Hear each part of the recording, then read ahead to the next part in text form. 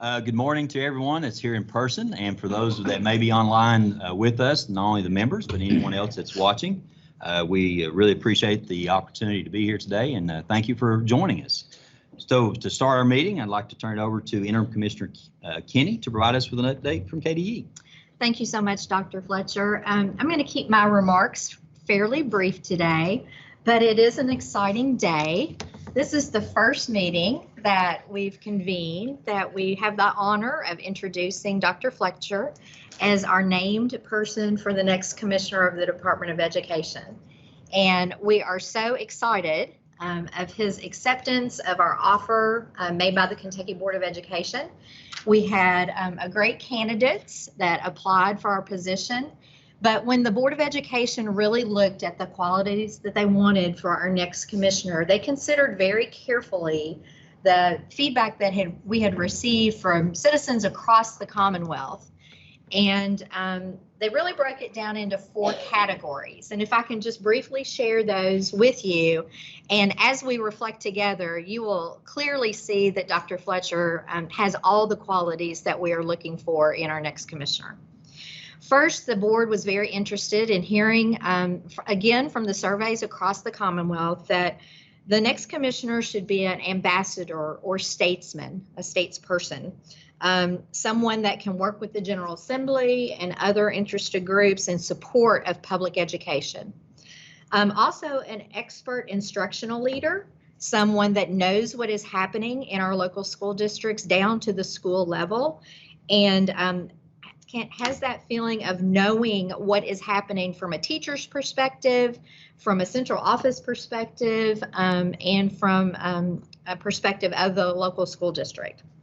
A strong organizational leader. That's really important. The Department of Education is a fairly large agency in terms of the depth and breadth of really what this agency is responsible to carry forward. And so looking for a very strong organizational leader. Also someone that can help the board continue on the path of Kentucky United We Learn. Which we heard very clearly from citizens across the Commonwealth, what they want the future of education to look like going forward. So those vibrant learning experiences, innovation, especially in the area of assessment, and then really engaging with our communities. And Dr. Fletcher possesses those. He's shown that in his work in Lawrence County, and really we see that transferring to a statewide level and continuing that initiative. And then also a visionary innovator, not being afraid to try new things, being thoughtful and deliberate as you assess how to do that, but not shying away from being an innovative leader. So those were the 4 big categories that our Kentucky Board of Education really thought through as they were trying to select the candidate. So our appreciation, and we really look forward to working with Dr. Fletcher. He will have the full support of the Department of Education and all of our staff here, and I know he'll have the support of superintendents across the Commonwealth. So I'd like to invite any of the LSAC superintendents if you'd like to make a few remarks, because this is a really special time, first meeting with Dr. Fletcher here with us. Well, I would like to say this. Dr. Fletcher and I go back. We did our new superintendent training together. Started about 10 years ago, this journey as superintendents, and so I'm excited to see him step into this role. But as a member of LSAC, this is my 8th year on LSAC, and he will be the 6th person to sit in that chair. So as far as leadership for the department and leadership for education across the state, we need that consistency piece that I believe Dr. Fletcher will bring to this chair. I hope this is more than one term as commissioner, because the state needs that level of consistency in leadership for us to truly move forward. I hope that level of consistency can be supported across state, not only by educators, but by our leaders in Frankfort, and so that we can all work together to make education the top priority for the children of the Commonwealth. Thank you. Thanks, Superintendent Telfer. It was our group. Is a very strong group of superintendents, as so many are. I'm kind of partial to our group, though. They were so great that you could just pick up the phone and call any of them, and they're so supportive. And I think everyone has that special connection with their cohort that you can just call and say, hey, how are we doing? So again, it's very nice to represent our cohort, not only our cohort, but also our superintendents.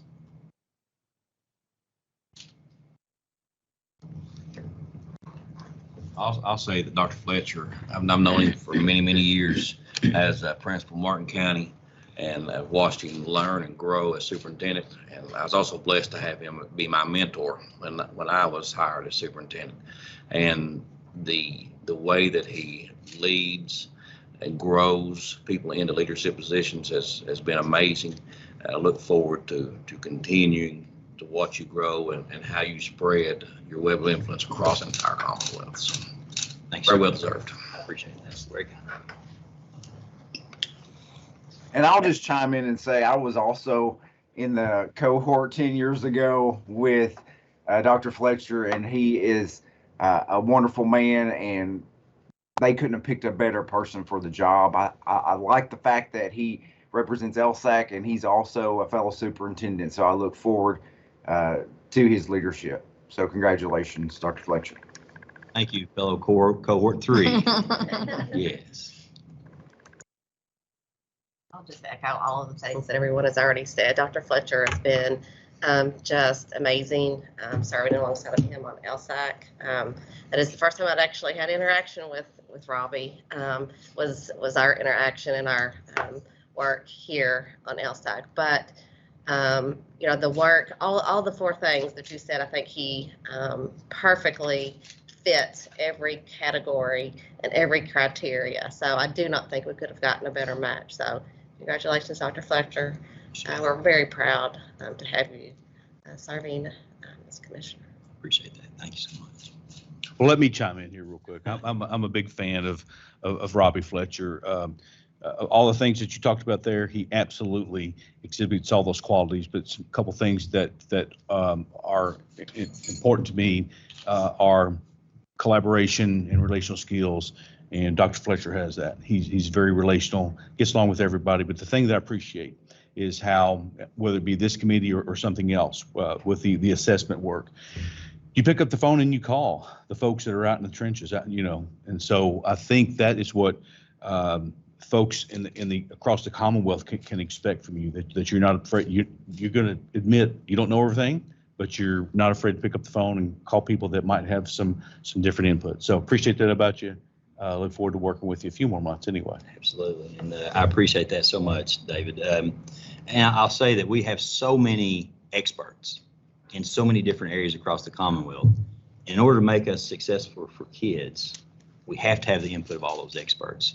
And there's things that I think I can contribute, but not nearly as much as what the superintendents, our DPPs, our DACs, our families can contribute. So I'm thankful to be a part of the team, and I appreciate that. Thank you, David.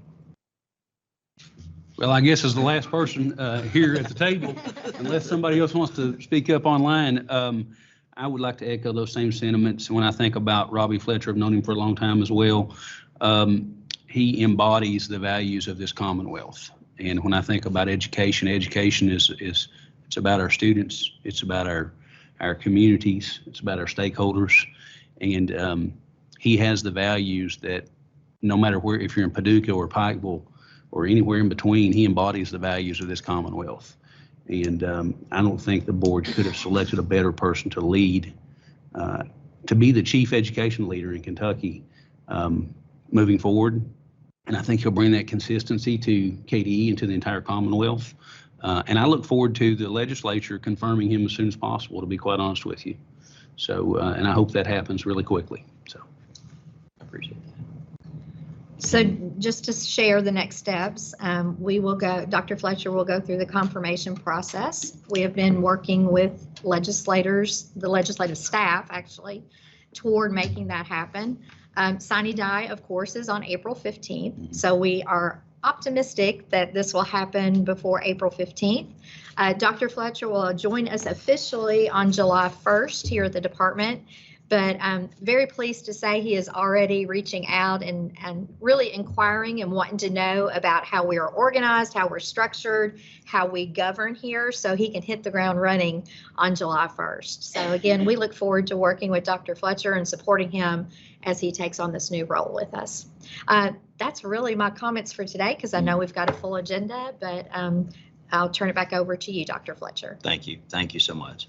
I'll close this portion very quickly of, I've said this before and I said this in the meeting, there's no greater responsibility or no greater compliment, no greater honor than someone to tell you that they trust you with your children. And as a superintendent, when one of those children sits on one of our buses, sits in one of our classrooms, they're telling you that I trust you with my most precious gift. And there's no greater compliment than that. So when we go all in, and yes, we'll go all in KY, and with due respect to my people in all in LC too, that'll be the mode as we move forward. The other thing I would like to say, it's been overwhelming. I'm not talking about the job itself. I'm talking about the outpouring of people contacting me. At one point, I'd answered 150 texts on Thursday, and I had 329 unread messages, including email, not including posts online, not including Facebook, X, Twitter, just direct messages. I'm in the neighborhood of around 700 to 750 direct messages. Now, some of those are group messages with superintendents wanting me to buy dinner. But most of them have been congratulations, and it's been, and former students, has been something that means a lot to me. To know that I have your confidence, to know I have your support, it means more than I can express. So thank you, folks, and I say this from the bottom of my heart, I love you, every one of you. And to the kids that are here, I love every one of you too, and I'll give you my best. You have my word on that. That being said, thank you again, and we'll move forward with the meeting. Next, we have two policies for our review and action. First, we welcome Dr. Beth Hargis and Beth Engel from the Office of Career and Technical Education.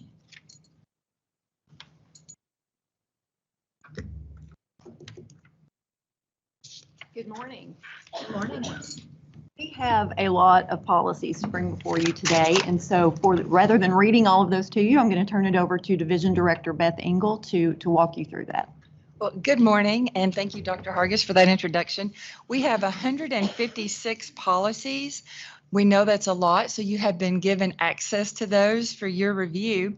All of these updates do include technical and administrative cleanup, specifically removing references to an executive director and the ATCs being under the direct purview of the cabinet. The changes have been reviewed and approved by the KSBA and KDE Legal, and they do not change in any way how the ATCs operate. As there are so many policy changes, I will open the floor for any specific questions that you may have. Any questions from the group? I had a question a little bit earlier that was answered, and I appreciate that. One of the questions that I had dealt with, I think it was on line 17 of one of the policies dealing with how things were handled as far as raises and things like that. But that question was answered, and it's all based on the scale. Okay. And yes, sir, and that's part of the regulation, correct? And so I appreciate that so much. And that'll be, I think that's part of our, one of our items later on, dealing with the amendment to 780 KR 6020. So we'll bring that up again here shortly. Are there any other questions from the group?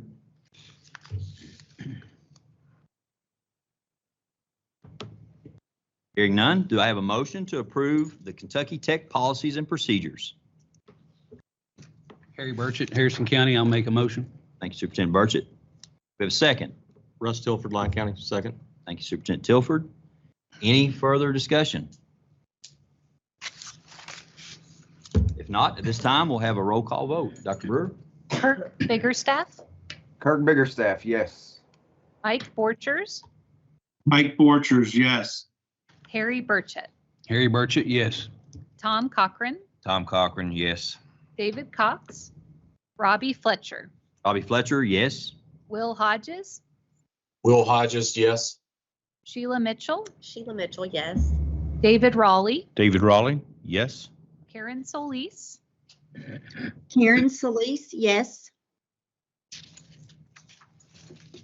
Russ Tilford. Russ Tilford, yes. Chair, all members present have voted. Thank you so much, and thank you. Thank you, ladies. Next, we welcome Matt Ross and Elisa Hanley from the Office of Finance and Operations to present the minimum specifications for school buses.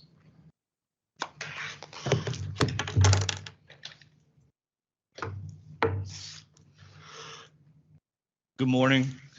I'm Matt Ross, Associate Commissioner in the Office of Finance and Operations.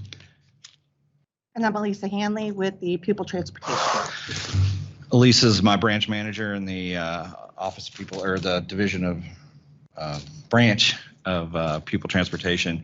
Before we get started and bring you the bus specs for next year, we thought we'd touch on sort of a few transportation-related bills that are out there in various stages. One has passed, and we're looking at 3 others, I think.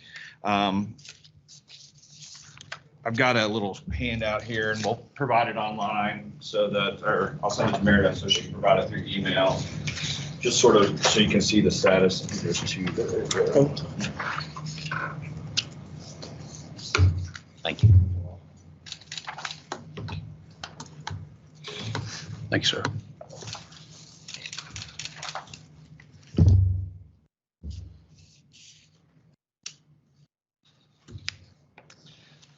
So we just want to give you sort of a little update as we're headed towards the end of the session, and anything can still happen, but these are in various stages. Some have passed both houses and are waiting on either concurrence or conference committee. Some are close to passing both houses. And like I said, one has become law and signed by the governor. The first that we're going to talk about is Senate Bill 18. This was sort of nicknamed the school tire bill. This one will allow for the purchase of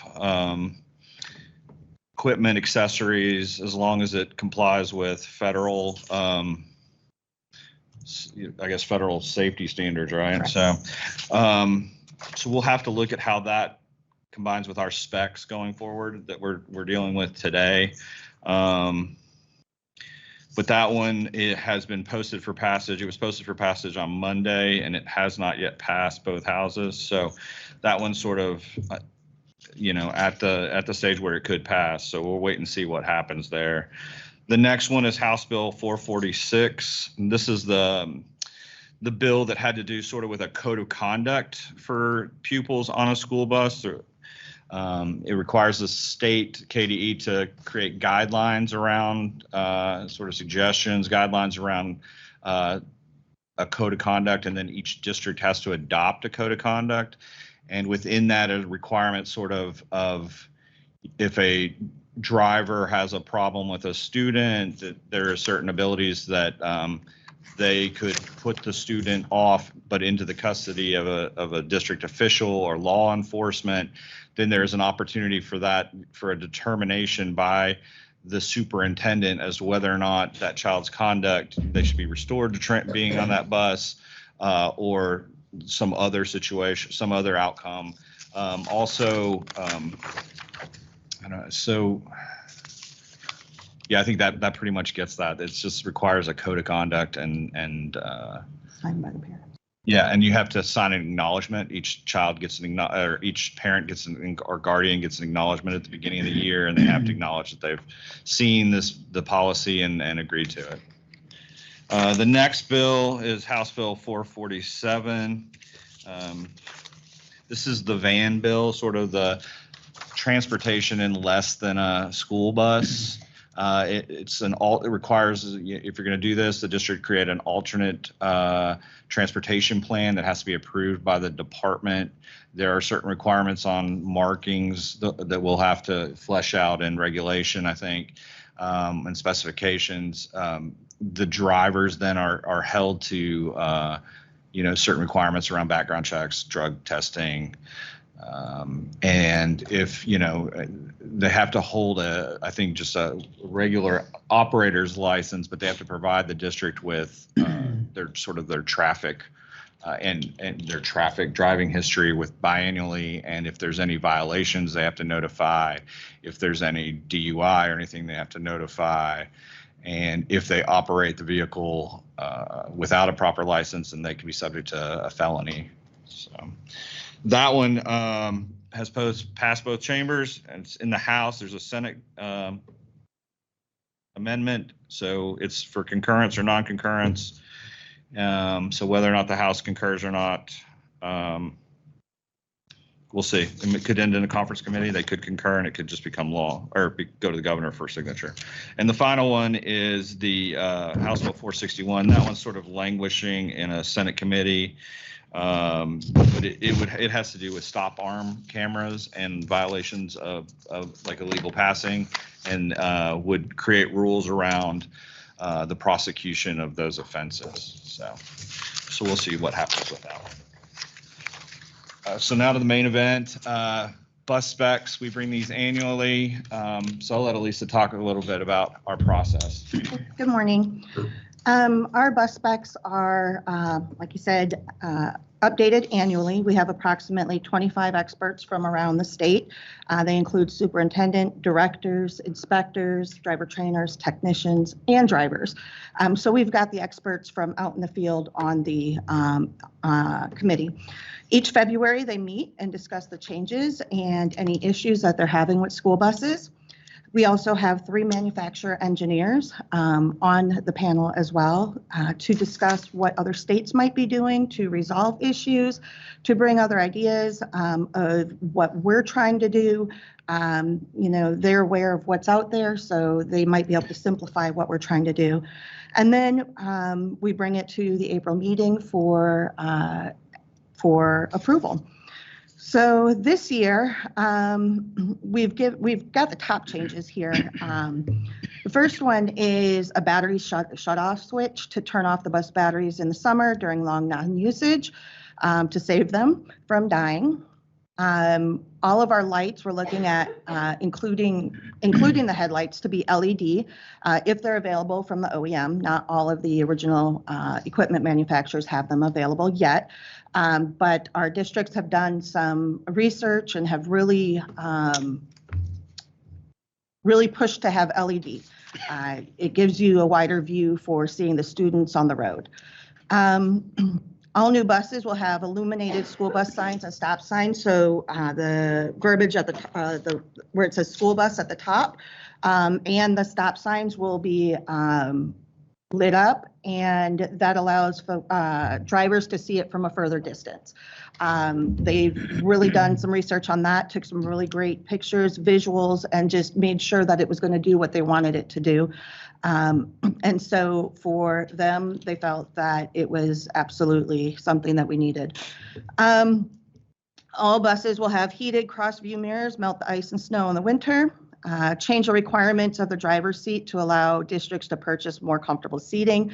Ergonomically, your district, you know what your drivers need and want, and so we've just kind of removed some of those restrictions as a way to allow the districts to go away from the standard.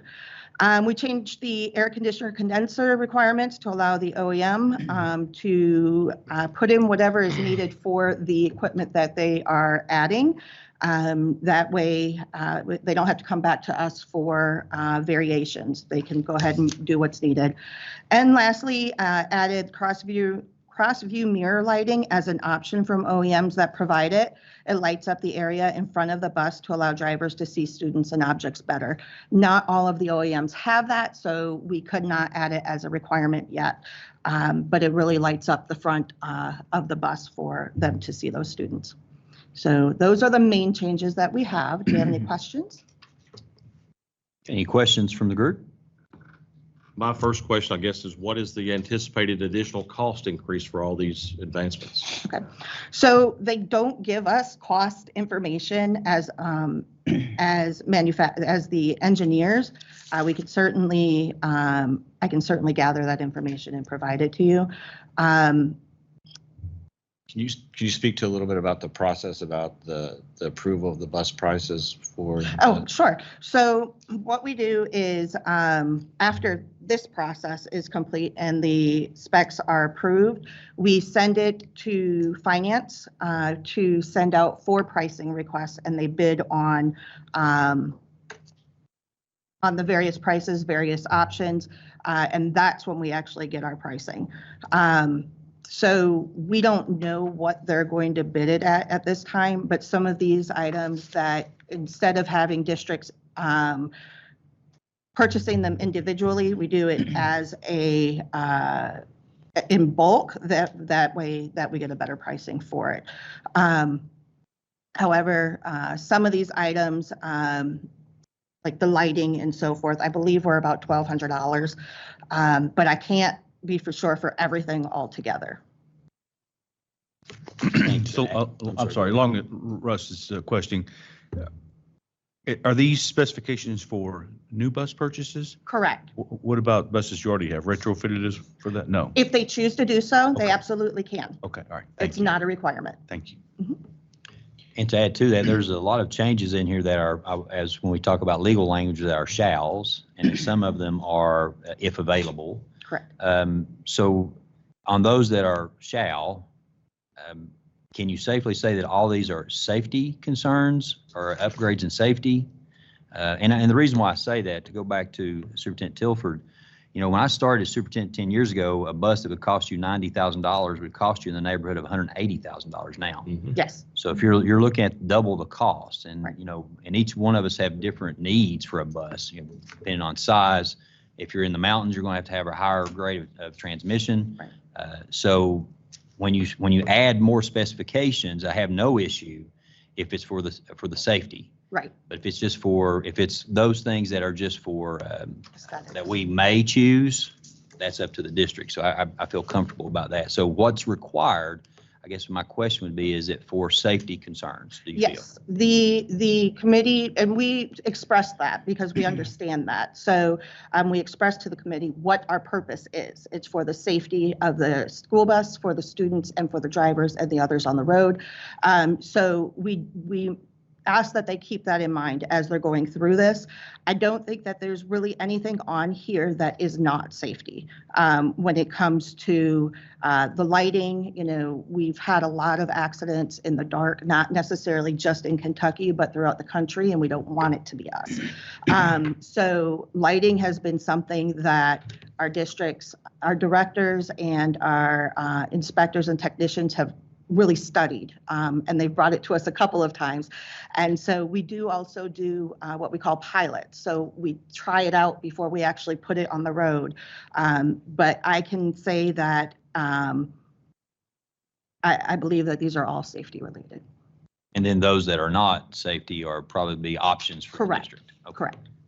And even the battery shut off, that's certainly not a safety issue, but that's smart business because that will extend the life of that battery for sure. Correct. Question I have on the cross-view mirror lighting, we don't currently have that on our existing buses. Correct. Would districts have the option of adding that as an aftermarket item Absolutely. to come back? I know Yes.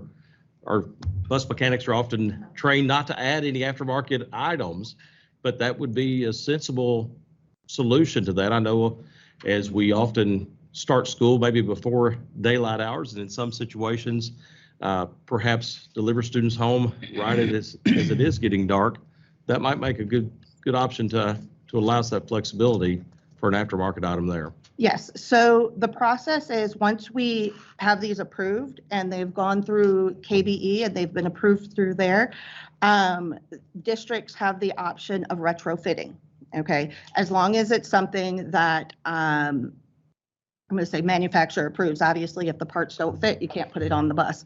But that you are able to retrofit to the most recent specifications. So anything that's approved this year, any bus going back can add that on. Can you speak to, would this have any impact on the timeliness of the delivery of the buses after they're ordered? And I know that, you know, and there's been significant delays in bus deliveries, and that's starting to have a huge impact on fleets and the ability to, actually get students to and from school. Absolutely. These will not have an impact on that. I can tell you that my team is in constant contact. If we know of a district that has not received a bus, we're on it. If we're getting a call, because we don't know when everything is delivered all the time. But if we hear about it, we are in contact with the dealer to find out what's going on. I do know that one of the dealers is behind on getting they're low staff, so they don't have the ability to do everything at one time. Each dealer has, or each manufacturer has a different timeline. So when the districts ask, we let them know what we know. And then it's your choice of who you choose for what you want. So, but we, not only us, but we as transportation state directors, definitely work together on that as well. And so not only Kentucky, but other states, we're trying to push our manufacturers to give us more information and get our buses to us. And I want to thank you personally, because you've been very helpful to us to help, alleviate some of that problem. Absolutely. The other thing is, I would like to note, Dr. Fletcher brought up, maybe a doubling in cost since 10 years ago. I think just in the past 2 years, it's 35 to 40% increase. Yes, and that's unfortunate. I think that the public needs to be aware of that. Our legislature needs to be aware of that. Those costs continue to increase at an exorbitant rate. And so, any increase in funding we get is pretty much going to get eat up by the cost of new buses, parts, repairs, those kind of things. So that's exactly right. I think we've seen that in our final transportation costs, and I think that the bus delay from the manufacturer, the part of that's part of the reason for that van bill. But I think we tried to stress that we want whatever alternative solutions you come up to need to keep the kids' safety, and because the school bus is by far the safest way to transport a child. Right? It's big, it's heavy, it's bright yellow. But we do understand, we just want to make sure that, all solutions keep in mind the safety of the kids and as the primary concern. And to emphasize what Superintendent Burchett said, and our transportation director in Lawrence County brought a quote to us for a bus that was, I think 3 years ago was around 123,000. That same bus was about 181,000 now. So you're looking at a 1/3 increase in cost. It's just unbelievable. We talked about it doubling in the past 10 years. It's really accelerated in the past 3 to 5, which most things have. So, and I think we're trying to keep our eyes out for those grant opportunities, those alternative fuel buses programs, anything that we can find. We try to push out to districts to just make them aware. Even some they can use and some they obviously can't. But if there's any opportunities there, we think that's important to try to let districts know. In addition, something that I've been working on is working with the manufacturers, finding out what is unique about Kentucky that is adding to those costs. And we bring those to the committee and say, let them know what the differences are. Working with other state directors to kind of see where can we merge some of these things so that the cost goes down for all of us. And this year, our plan is, and it might take a little bit, but our plan is to go through the specs, page by page and see where we're at and are they antiquated? We've been doing that, but we're trying to scrub it even more because we are aware of those costs. We are aware that I think last year was over 26% or so cost alone, and we don't know until it gets to us what those costs are, unfortunately. So where we can, we will make our specifications better for our districts. Any other questions or comments? Okay, hearing none, do I have a motion to approve the proposed Kentucky minimum specifications for school buses? Tom Cochran, I'll make that motion. Motion by Superintendent Cochran. Do we have a second? David Raleigh, I'll second. Second by Superintendent Raleigh. Any further discussion? Hearing none at this time, we'll have a roll call vote. Dr. Brewer, please. Kirk Biggerstaff, Kirk Biggerstaff, yes. Mike Borchers, Mike Borchers, yes. Harry Burchett, Harry Burchett, yes. Tom Cochran, Tom Cochran, yes. David Cox, Robbie Fletcher, Robbie Fletcher, yes. Will Hodges, Will Hodges, yes.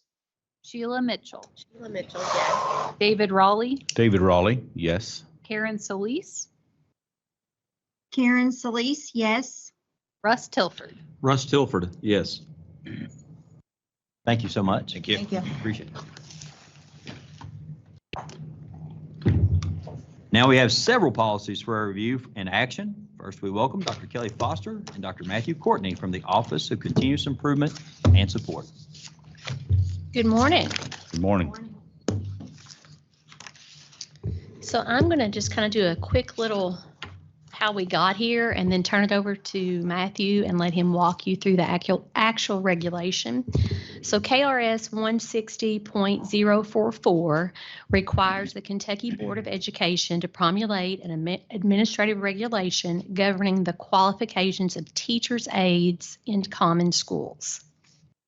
This new regulation that we're bringing in front of you today is putting us in compliance with codifying existing KDE policy into regulation. So there are no new requirements coming to school districts based on this regulation.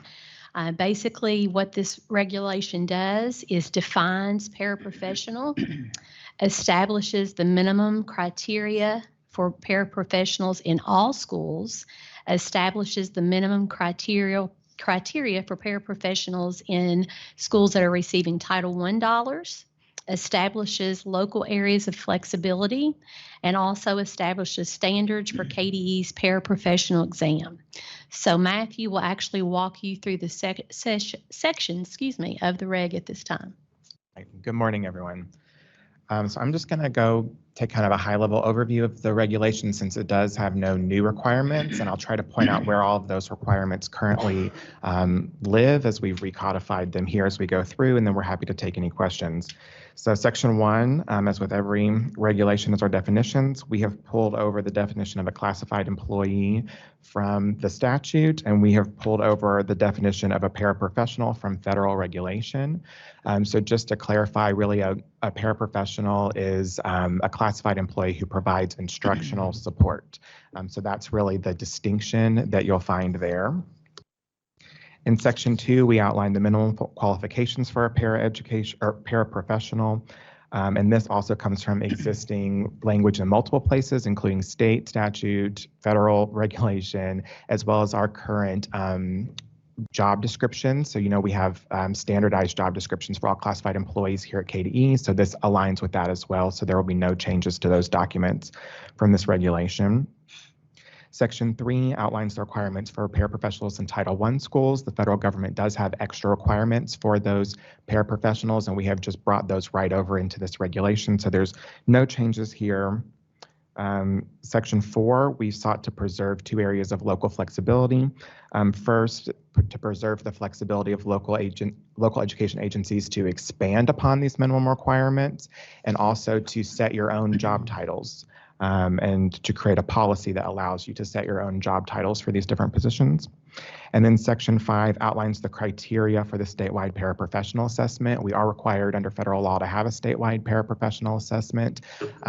We are in the process right now of bidding out for a new vendor for that. And so these are the requirements that are met in the current paraprofessional exam and will be included in the RFP for the new vendor for the paraprofessional exam. So you can see here where we've just drilled down a little further to put that in regulation and have that extra language behind us. So again, that was a really high level overview. We're happy to address any specific questions you may have. Do you have any questions from our members? If I'm not mistaken, the school districts are allowed to create their own paraprofessional exam for Title I. Will that still be allowed under this change or not? Yes, that's correct. And we will, what's in this regulation just codifies what has to be in our paraprofessional exam. And we're hoping by contracting with a new vendor and creating a new exam that we will have a much higher quality exam that districts would have access to. Thank you. That would be so much appreciated. We have heard the people speak. Thank you so much for that. Any other questions?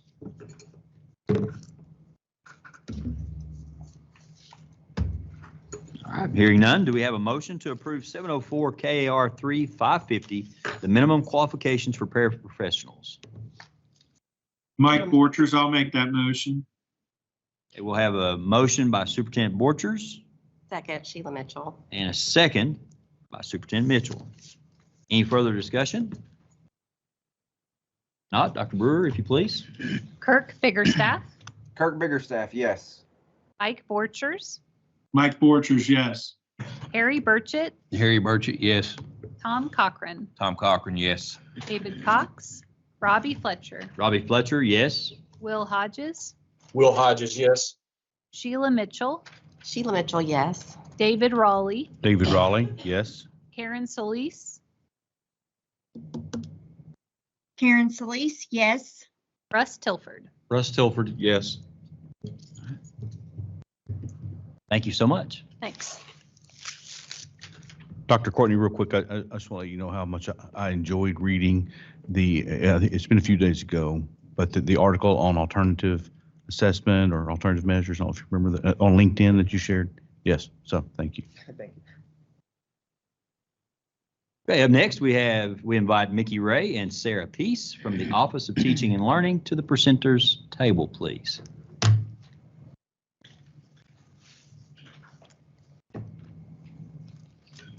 Well, good morning. Good morning, Dr. Fletcher, superintendents.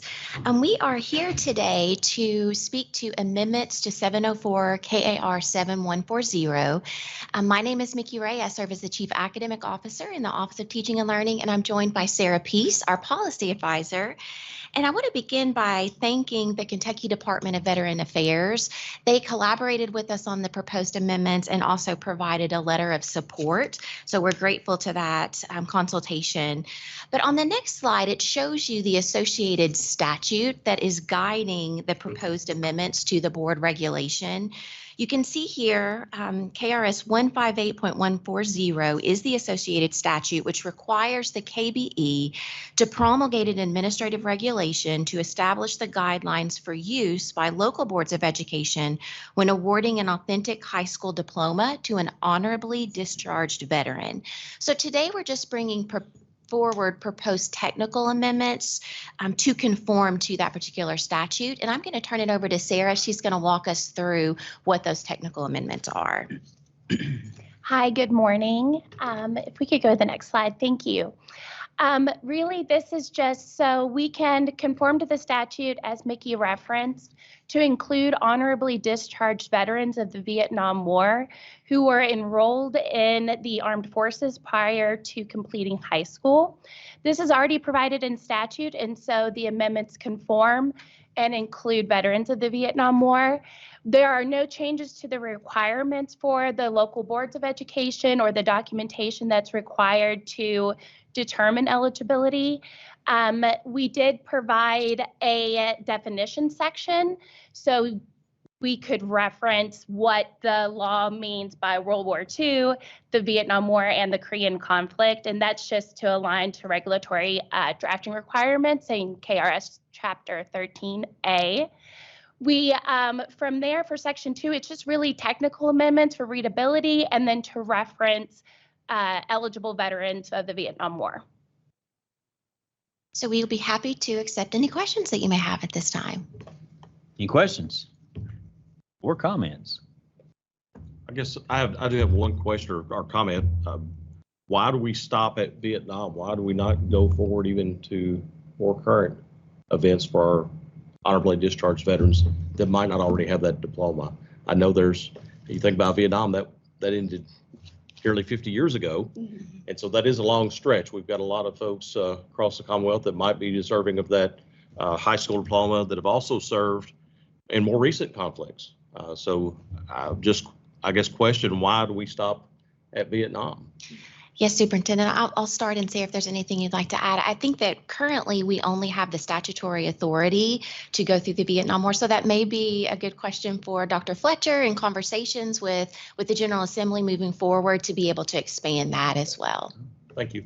Good question.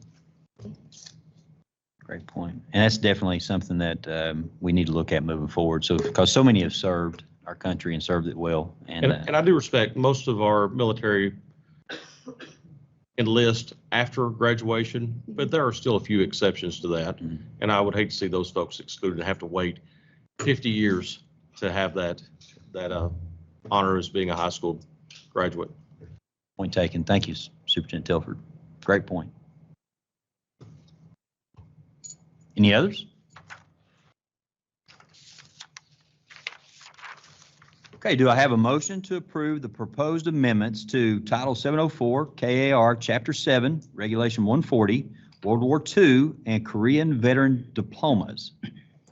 Kirk Biggerstaff, I'll make that motion. Motion by Superintendent Biggerstaff.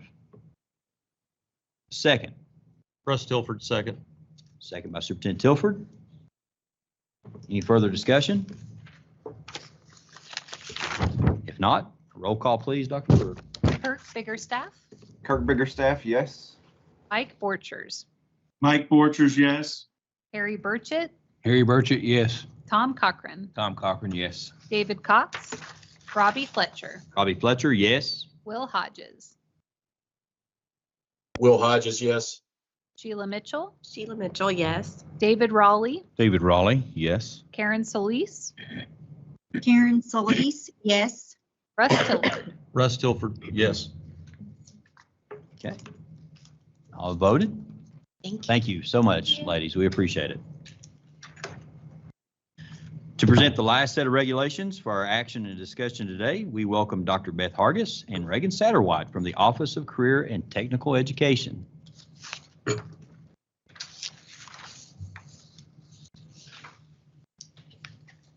Hello again. Reagan is actually testifying before Senate Ed this morning, so I have Beth with me again. We have 8 regs for your consideration today, and the changes include updates to conform with current statutes, along with some administrative cleanup. So next slide, please. All right, and you can go on to the next one. All right, so first we recommend repeal of 780 KAR 210. This reg does not include anything that is outside of statute, and therefore we don't believe that this is necessary. All right, next slide. The remaining regulations have all been updated to conform with KRS 157-808 and to remove any outdated forms. So I will go through these and then we can take questions at the end. All right, 780 KAR 3030 changes the minimum number of days a position must be posted to 5 from 10. And of course, we can still go to 10, but that will help us get some people on board quicker in the schools if we can lower that to 5. It also updates to show the Kentucky Tech school system vacancies will be posted on the official personnel cabinet website. Next slide, please. All right, 780-335 is updated to reference the Kentucky Tech Certified Evaluation Plan. Next, please. 783-100 updates the definition of an employee's workstation to include the physical location where the duties are performed. Next slide. 780-120 clarifies the governing body for policies and procedures related to appeals to be the Kentucky Tech Education Personnel Board. Next slide. 783-130 updates the grievance facilitation to flow through the OCTE as an office within the department. Next slide. All right, this one, KAR 610 removes outdated cabinet language and aligns to KDE and KBE policies. Next slide. And finally, 780-620 updates the administrative regulation to again reflect OCT within the KDE and governed by the KBE. And so I am happy to take any questions. Any questions from our members? The only question that I have is it possible to get a copy of this slide deck? Absolutely. Because when we share information with our colleagues and those that we represent and our co-ops, it'd be be nice to, so they would know exactly what those changes were. All right, Absolutely. Thank you. Any others? One of the questions that I had, again, going back to is it was a Title 780 KR Chapter 6 Regulation 020 dealt with allowing the associate commissioner to give the authority to grant a 10 to 20% pay raise. Now that just really removed language of executive director before. It was already in there, but it was defined by duty of the executive director, and it's moved over to the associate commissioner. Well, and with our 156 salary schedule, that is approved by the board. And it has an index in there for supervisory positions. So for a principal, they are placed on the salary schedule, but then they are also given a 20% bump for the extra duties. And so that's what that's referring to. Right, and if you look at the essentially a salary schedule there that you've given, we talked about earlier, if they were assigned to duty, there is a index for that duty. So that's the reason for that. And thank you so much for answering that a little earlier. I want to apologize. This was in the materials that was sent to us. I overlooked it. Thank you. I have it. So thanks. I would like for you to talk a little bit about the workstation position. There was some, I just need some clarification on that, as defining that. I think it was under 780-3-100 with employee actions, workstation position. Yes. What's the rationale for that? Well, this really added that definition because previously it just said it establishes the method for determining an employee's workstation and the requirements governing employee actions, but it didn't actually have the definition of the workstation, and so that has been added. Okay, thank you. Another question that I brought up a little bit earlier, and I talked to Interim Commissioner Kenny about this in line 14 of 780 KR 3130. It talked about removed overtime compensation. So my understanding that we have comp time now. Could you explain that a little bit, please? Well, our 156 employees in the schools are on a 190-day contract. Okay. And so whenever they have to be off or whenever, a day is a day. And so we have those accounted for. And then for our 18A employees, they receive comp. Okay. All right. Great. Thank you for that. That covers all of my questions. Anyone else?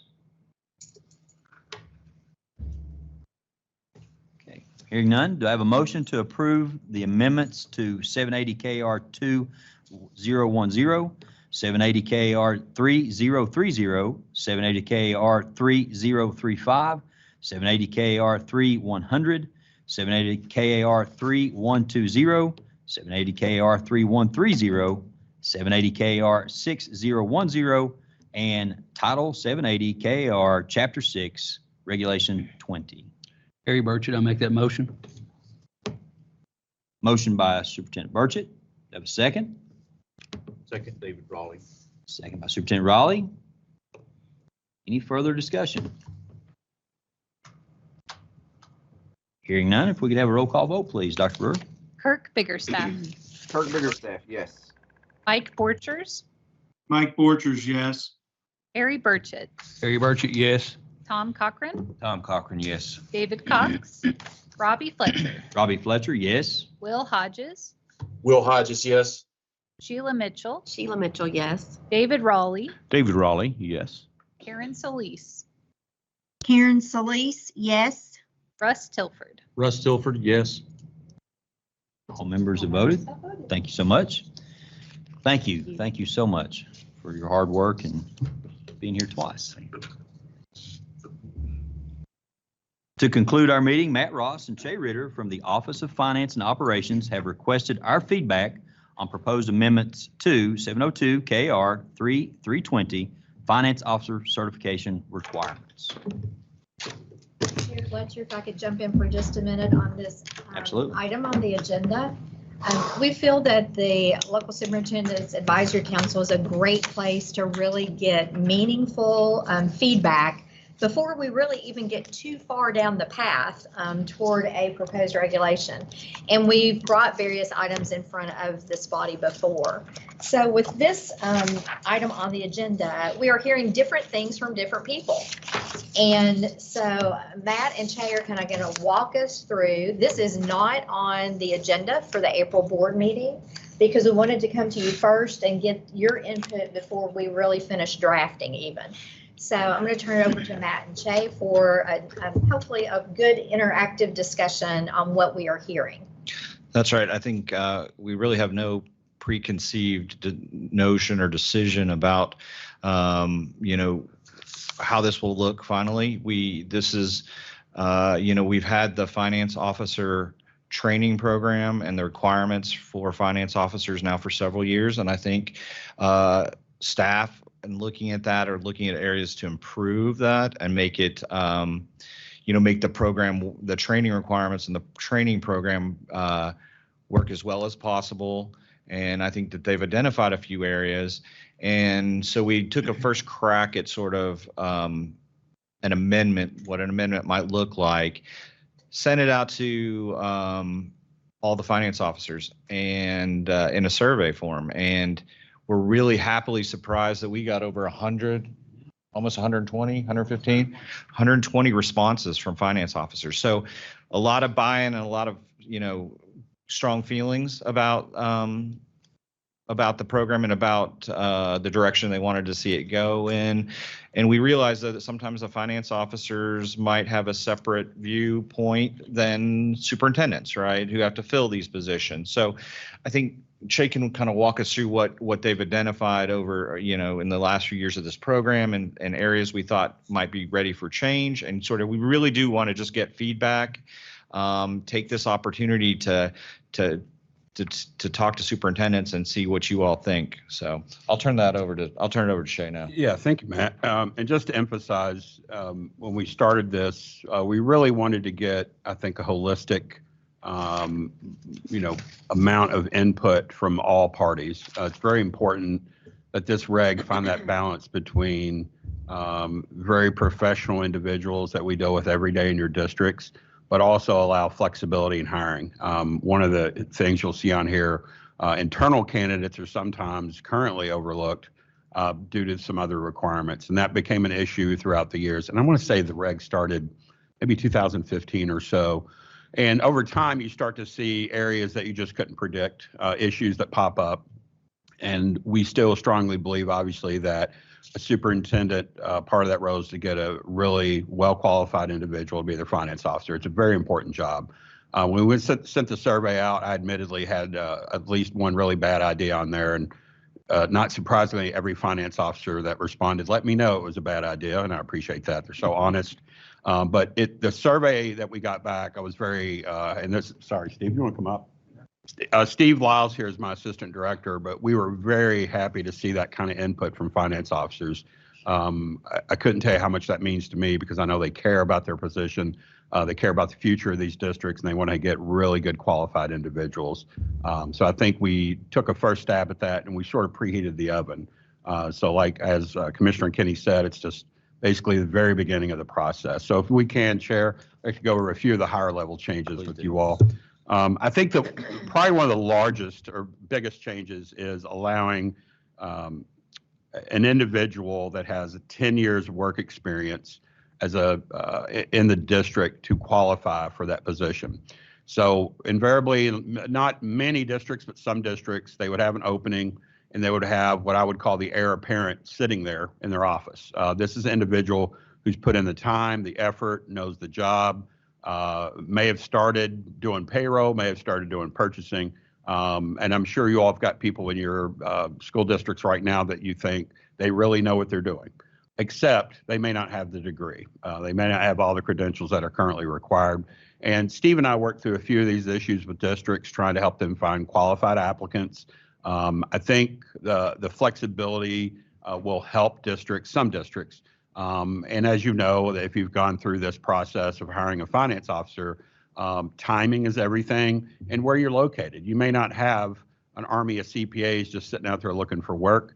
You may have individuals that work private sector. We have quite a few now that come from city governments.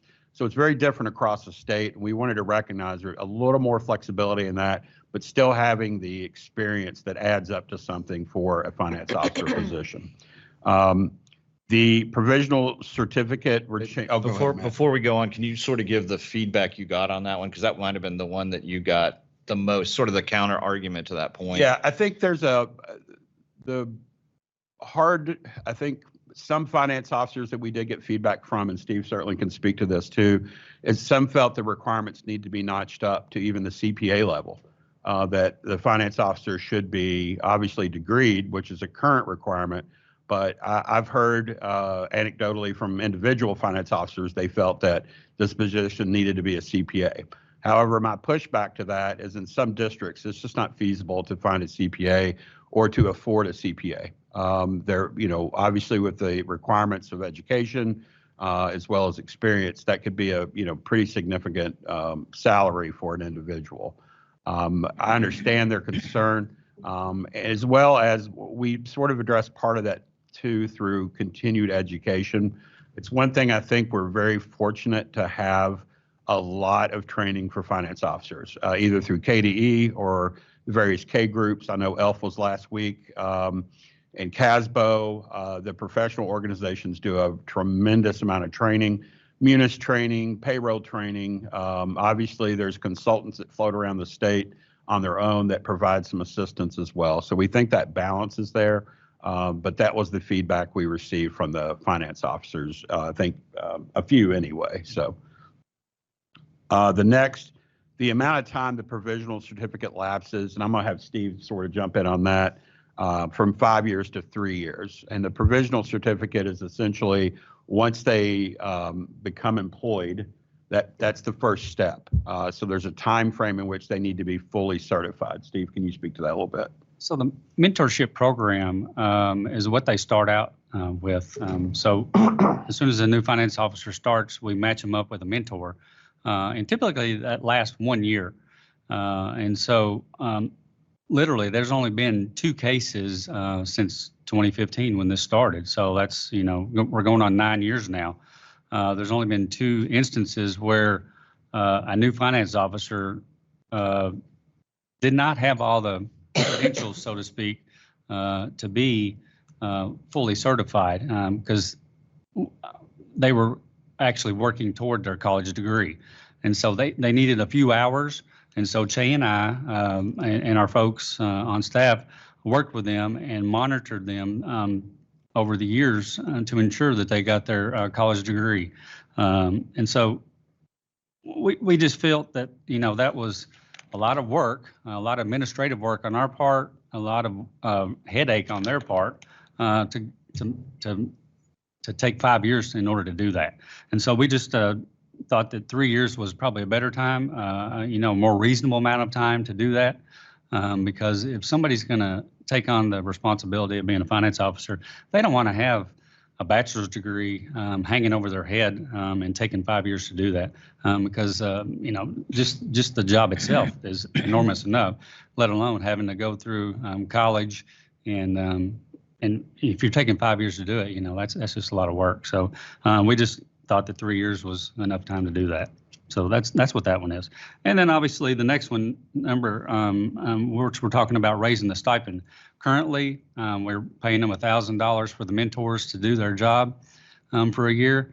We're looking to raise it to $1,500, and that's still probably enough. We had a lot of comments from people saying, hey, that ought to be $5,000. So, well, hey, why not make it $20,000? But, we can't do that because we don't have that kind of money. So that's, the kind of comments we got through the survey. But, we're at least looking to raise it from $1,000 to $1,500. So. And to give you a little background on the mentors, if you do hire a new finance officer, our staff and Steve will sort of dig around the state and see if we can find a mentor for them. Typically, it's going to be someone who's been in the business for quite a while to sort of help them ease into the job. And like I said, timing's everything. And usually new finance officers are hired at the worst time of the year, which is about June, July during closeout.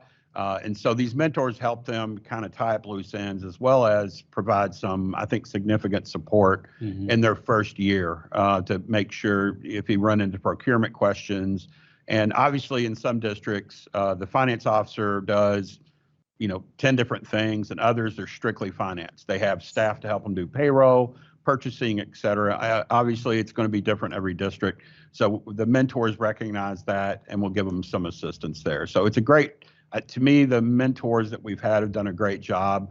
And it goes back to, just having someone to reach out to, basically. And I noticed earlier mentioned the new superintendent training, and having that cohort is really important. And this is along those same lines as well, to have that support and someone to help kind of bounce ideas off of as well. Increasing the continuing ed hours. I don't think we got a lot of feedback on this. I don't recall a lot of negative feedback, but this is basically in response to, we want to sort of amp this up a little bit, not a lot, to 18 hours. Many finance officers probably far exceed this, I would assume, through different organizations and different training. We just find the more training that can be provided, the better opportunity the finance officer will have to learn about, changes in munis, changes in the law, and much like any professional, there's always continuing ed requirements that, can reap some huge benefits for the district as well. Excuse me. Steve, can you talk about the CPE? So, a lot of our finance officers are CPAs.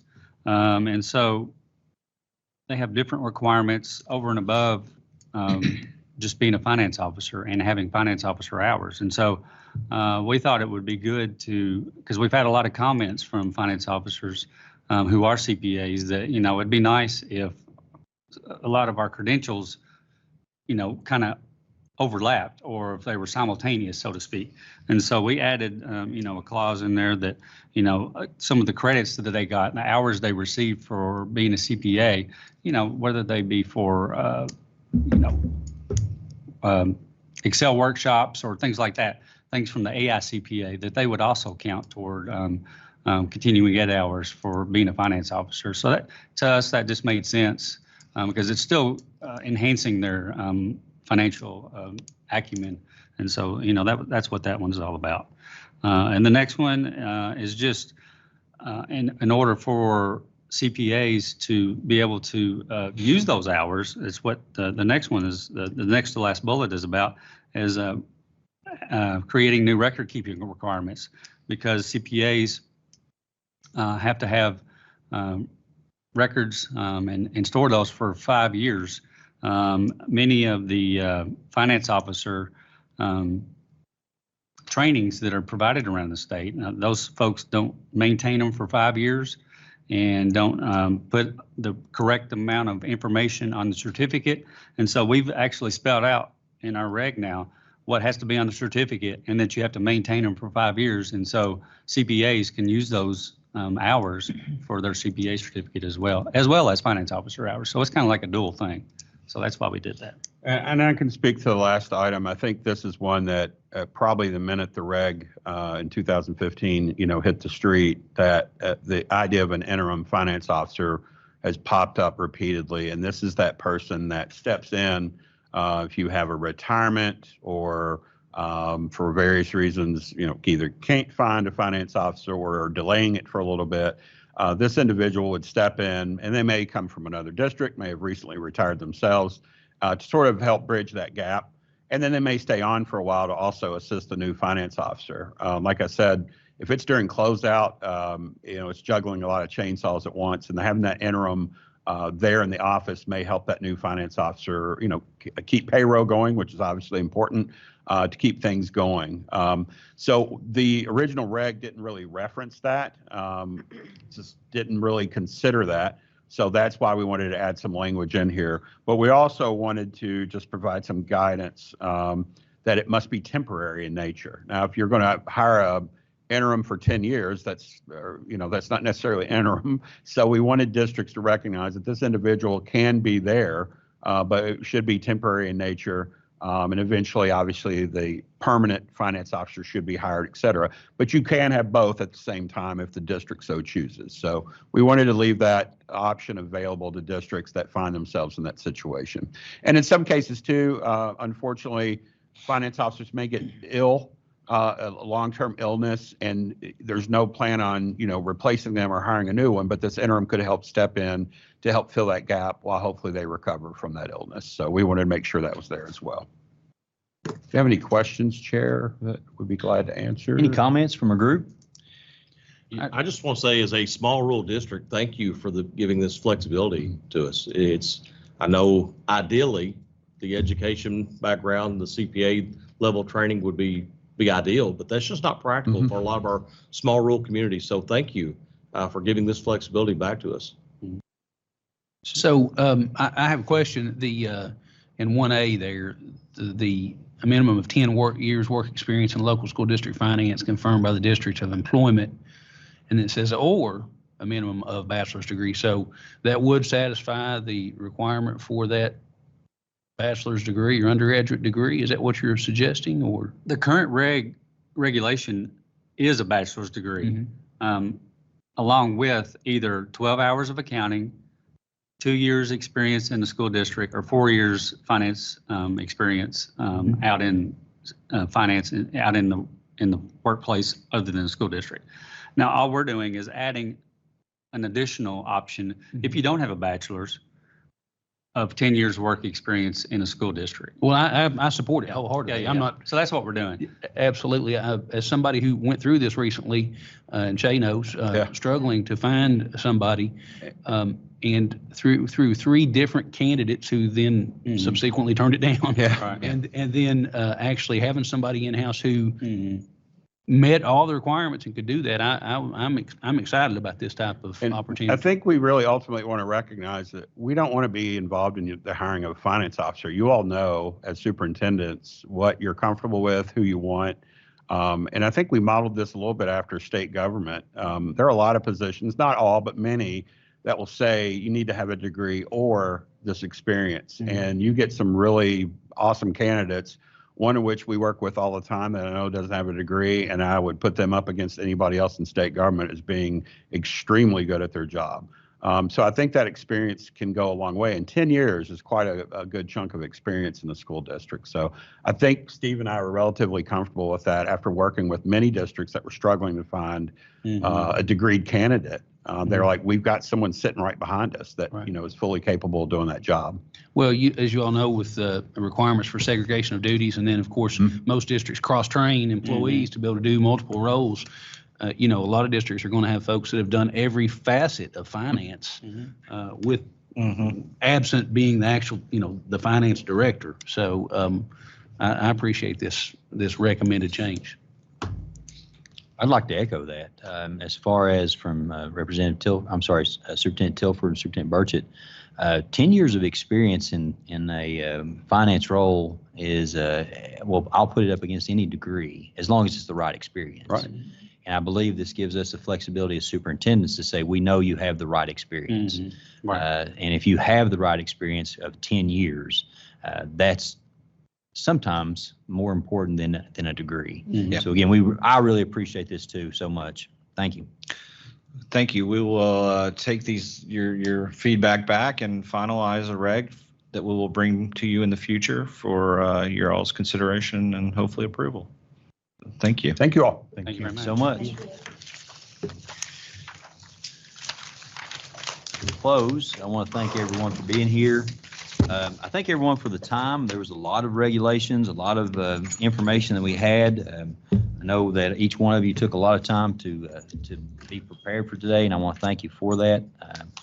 I thought this was one of our longer agendas and with a lot of information. And I want to thank the staff of KDE for putting this together, because there's a lot of work, there's a lot of research that goes on behind this. So when we see it, it's countless hours that have been put into it. So we want to thank the staff of KDE, and we appreciate you so much. And again, thank you so much for a productive meeting. And the last thing, from a personal note, thank you, each one of you, for your kind words. It means a lot. It means a lot knowing that that my peers are supportive. But more importantly, thank you so much for what you do for kids each day. With that, we have a motion to adjourn. So much. A motion by Superintendent Cochran. Have a second? Second. Second by Superintendent Tilford. We are adjourned.